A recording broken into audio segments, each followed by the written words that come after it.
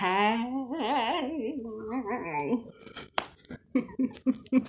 Hi, my name is Nasizwe. Welcome to my channel. Yes.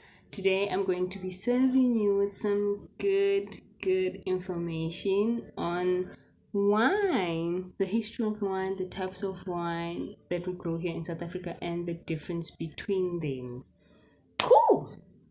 Cool. So please don't forget to comment down below what you know about wine, what you've learned so far, and what you would like to ask me about the content that I'm about to serve you. So please stay tuned and let's get into it. Yes. So, history of wine.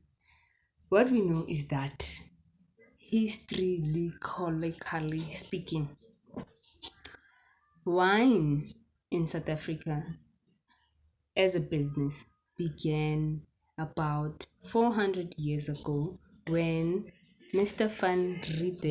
Jan van Riebeck, arrived at the Cape on ships with grapes that were planted already, and he crushed the wine there on that ship.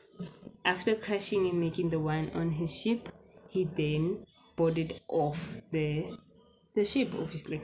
Cool. And that we know that also grapes are grown in the west coast of South Africa, including Western Cape and Northern Cape, and some small parts of Free State and Northwest and other provinces also. So the plants that take the most space and the grapes that produce the most wine would be Chenin Blanc for white wine and Cabernet Sauvignon for the red wine. Cool. So we have two types of wine, two types, that is red wine and white wine. White wine has, in South Africa we produce Chenin Blanc, Sauvignon Blanc, Chardonnay, Colomba, white honey pot, and white muscadel, amongst others. Those are the major ones. And major wines in the red category would be Pinotage, Cabernet, Sauvignon, your Pinot Noir, your Moet, Mo, Mellow. Sorry, I'm thinking about champagne. Melot. And your Shiraz. Cool. So those are the major red wines in South Africa that are planted and are being produced since Van Riebeck arrived. So, knowing all of that, we come to the production of wine. The production of wine is majorly done in the viticulture sector of agriculture. Viticulture is the production, cultivation, and commercialization of grapes into table grapes, raisins, and wine, and other tertiary products like juice or baked goods. Cool.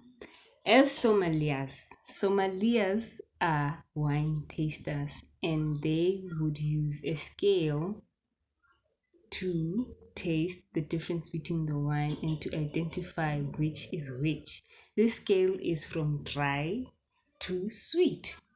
Dry is your Chenin Blanc, your Sauvignon Blanc, your Chardonnay, and then for the red it would be your Merlot, your Cabernet Sauvignon, your Pinotage. Yes, those are the dries. And then for the sweet, we'll have the dessert ones, your honey pot and your muscadel for both categories. Cool. So those are the types.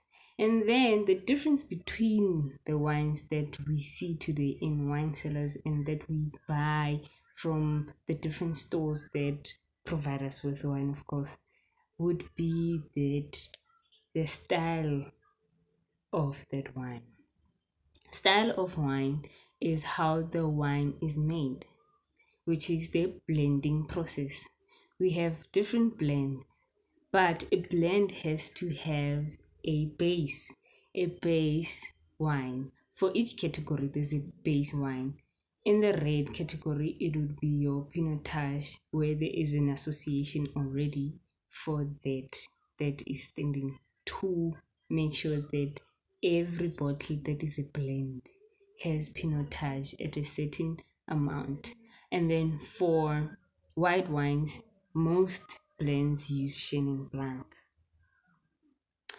So, when making a wine bottle, you have to consider a few things: the base, the alcohol concentrate, the spirit, and the amount of water that is used. So the concentrate, alcohol concentrate, is where the fun is at.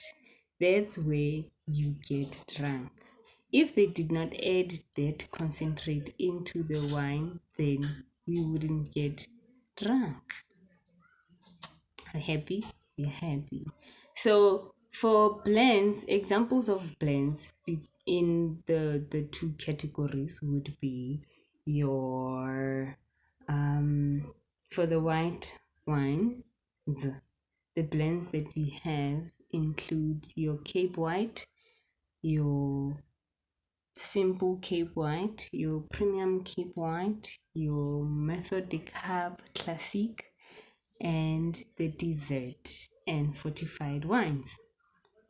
And then for the red blends, it would be your dry red blend, your Cape Red blend, your chocolate or coffee blend, your Bordeaux blend, your Mediterranean blend, your port style, and the dessert styles. Port styles are renamed now. It's called a Cape Vintage. It's no longer a port style. So don't be surprised if you go into a bottle store or your wine cellar and you see Cape Vintage but no port style. So dessert wines. Dessert wines are super sweet, and that is because of its grape. The sort of cultivar that is used for that wine is a sweet grape by itself. So you would snack with a dessert wine instead of a dry wine grape. You would snack with a sweet wine grape, not a